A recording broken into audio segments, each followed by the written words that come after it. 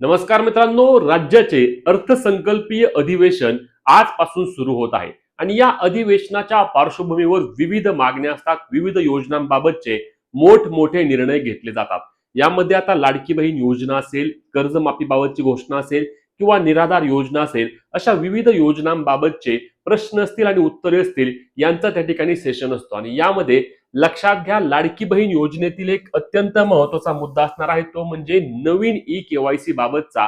आणि या नवीन ई-केवायसी बाबत राज्यातील विरोधी पक्ष असेल किंवा राज्यातील सत्ताधारी आमदारातील देखील काही लोक असतील, तर यांनी या नवीन ई-केवायसी बाबतचा मुद्दा या अधिवेशनामध्ये घेणं अत्यंत गरजेचं असणार आहे. लक्षात घ्या, लाडक्या बहिणींनो, 31 मार्च 2024 पासून लाडकी बहीण योजनेअंतर्गत 31 मार्च 2026 माफ करा पासून लाडकी बहीण योजनेमध्ये ई-केवायसी बाबतची कोणतीही कामं होणार नाहीत. कारण 31 मार्च पर्यंत लाडक्या बहिणींना ई-केवायसी एडिट करण्यासाठी त्या ठिकाणी पर्याय उपलब्ध करून दिला आहे.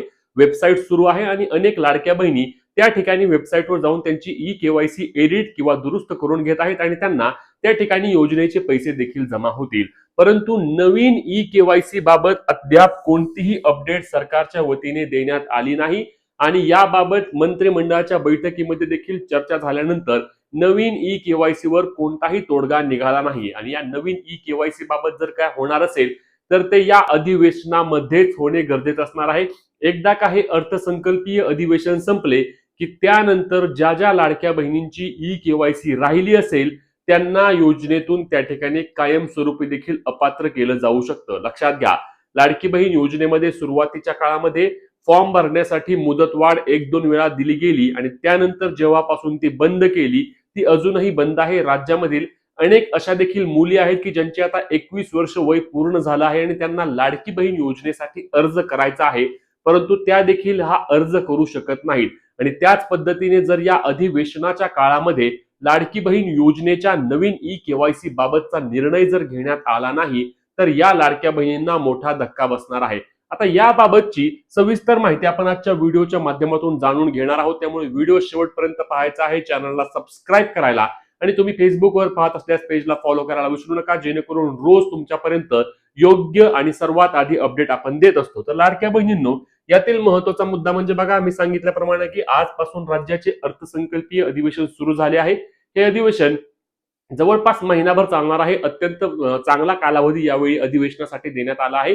दिनांक 6 मार्च रोजी आपल्या राज्याचे बजेट देखील मांडले जाणार आहे. या बजेटमध्ये पुढील वर्षामध्ये राज्याला कोणकोणत्या सोयी मिळणार, कोणकोणत्या सुविधा मिळणार, कोणकोणत्या योजना, कोणकोणते प्रकल्प राबवणार, याबाबतची सविस्तर माहिती त्या ठिकाणी बजेटच्या दिवशी दिली जाते. तर यावेळीचे बजेट आपले मुख्यमंत्री देवेंद्रजी फडणवीस हे स्वतःच मांडणार असल्याचे देखील स्पष्ट करण्यात आलेले आहे.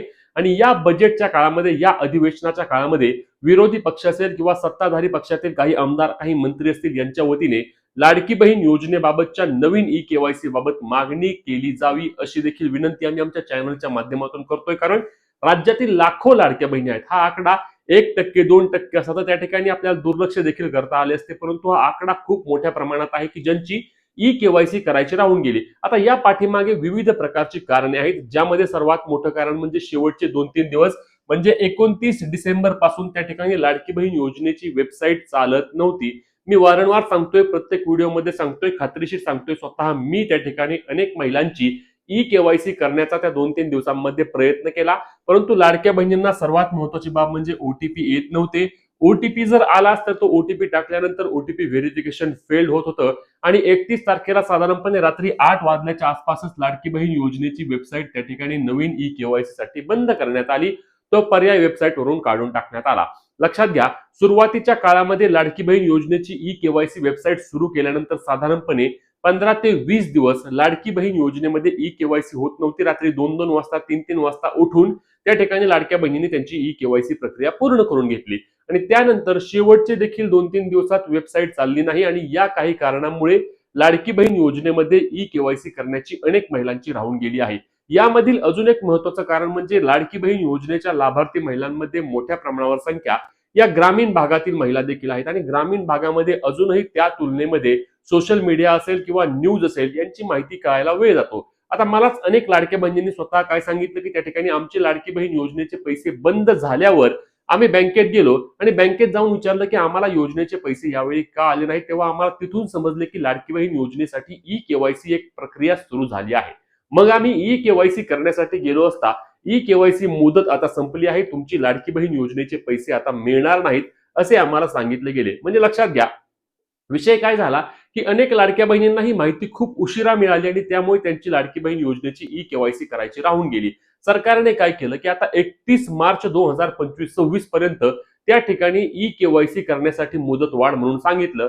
परंतु तिथे फक्त ई केवायसी दुरुस्ती किंवा ई केवायसी एडिट यांच्यासाठीच संधी उपलब्ध करून दिली. म्हणजे ज्यांची ई केवायसी करताना प्रश्नांची उत्तरे चुकली होती, केवळ त्यांचीच ई केवायसी त्या ठिकाणी होत आहे. नवीन ई केवायसी साठी कोणत्याही प्रकारचा पर्याय सरकारच्या वतीने उपलब्ध करून दिला जात नाही. मग या महिलांवर काही प्रमाणामध्ये अन्याय आहे ना, यांना देखील एक शेवटची संधी द्या. आम्ही काही जास्त संधी मागत नाही, परंतु 31 मार्चची तुम्ही आता संधी दिली आहे ई केवायसी एडिटसाठी, तीच संधी या लाडक्या बहिणींना नवीन ई केवायसी करण्याकरता सरकारने उपलब्ध करून द्यावी, जेणेकरून त्या लाडक्या बहिणी देखील त्यांची ई केवायसी करून घेतील. मग तुम्ही त्यांची पडताळणी करून त्या अपात्र ठरल्या तर त्यांचे पैसे नक्कीच बंद ठेवा, परंतु फक्त ई केवायसी राहिली या एका कारणामुळे त्यांचे लाडकी बहीण योजनेचे पैसे थांबवू नका, अशी देखील आम्ही मागणी करतोय. कारण लाखो महिलांबाबत ही मागणी विरोधी पक्षाच्या वतीने देखील यावेळी अधिवेशनामध्ये लावून धरल्यास त्या संदर्भातील निर्णय केला जाऊ शकतो. हा निर्णय आता एवढ्या काही दिवसांमध्ये होणं अत्यंत गरजेचं असणार आहे. एकदा अधिवेशन संपले, एकदा 31 मार्च होऊन गेल्यानंतर लाडकी बहीण योजनेमध्ये हा लाडक्या बहिणींना त्या ठिकाणी अपात्रच राहावे लागेल आणि त्यांचे योजनेचे पैसे मिळणार नाहीत. 1500 रुपये महिना आपण विचार केला तर ते एका वर्षाला म्हटल्यानंतर ते 18,000 रुपये होतात आणि ही 18,000 रुपयाची रक्कम गोरगरीब महिलांसाठी मोठ्या प्रमाणावर असते. आणि अशीच आम्हाला अनेक लाडक्या बहिणी सांगत आहेत की आम्हाला या योजनेच्या पैशांची नितांत गरज आहे आणि आमचे योजनेचे पैसे त्या ठिकाणी सरकारने बंद केले आहेत. तुम्ही सरकारला या ठिकाणी मागणी करा, तुम्ही सरकारला सांगा की लाडक्या बहिणींना त्या ठिकाणी योजनेच्या पैशांची गरज आहे आणि हीच गरज किंवा हीच मागणी आम्ही देखील आमच्या चॅनलच्या माध्यमातून, पेजच्या माध्यमातून कंटिन्यू सरकारपर्यंत करण्याचा प्रयत्न करतोय.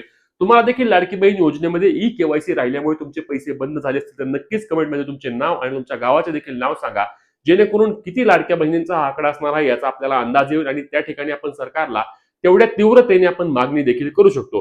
पुढचा एक महत्त्वाचा मुद्दा म्हणजे हा या ठिकाणी बघा, नवीन ई केवायसी साठी 31 मार्च 2025 पर्यंत मुदत वाढ मिळावी. पुन्हा एकदा सांगतोय की आम्हाला जास्त मुदत वाढ तुम्ही देऊ नका. मार्च महिना सुरू होतोय, एकच महिना आम्हाला 31 मार्च पर्यंत तुम्ही नवीन ई केवायसी साठी संधी उपलब्ध करून द्या. नवीन ई केवायसी लाडक्या बहिणी त्यांची करून घेतील आणि त्या ठिकाणी जर पात्र असतील तर त्यांच्या योजनेचे पैसे चालू करा. यातही आम्ही काय म्हणतोय की पात्र असेल तरच पैसे द्या. अजिबात ज्या अपात्र आहेत, ज्यांच्याकडे 4 चाकी आहे, ज्यांच्याकडे त्या ठिकाणी ITR भरतात, ज्यांच्याकडे सरकारी नोकरी आहे, त्यांना देऊ नका. पण ज्या महिलांना खरंच गरज आहे, ज्या महिलांची चुकून आणि काही कारणास्तव त्यांची ई केवायसी करायची राहिली आहे, त्या महिलांवर या ठिकाणी मोठ्या प्रमाणावर अन्याय होऊ शकतो आणि म्हणूनच आम्ही सरकारला कळकळीची विनंती करतोय की त्या ठिकाणी लाडकी बहीण योजनेसाठी नवीन ई केवायसी सरकारने नक्कीच सुरू करावी आणि लाडक्या बहिणींच्या त्या ठिकाणी अशाच पद्धतीने पैसे देखील चालू ठेवावेत. याबाबत तुम्हाला काय वाटते नक्की कमेंटच्या माध्यमातून सांगा. ही व्हिडिओ जास्तीत जास्त लाडक्या बहिणींपर्यंत शेअर करायला आणि अशाच कामाच्या माहितीसाठी, हक्काच्या अपडेटसाठी आपल्या पेजला फॉलो करायला आणि चॅनलला सबस्क्राईब करायला विसरू नका. भेटूया पुढच्या व्हिडिओमध्ये, तोपर्यंत जय महाराष्ट्र.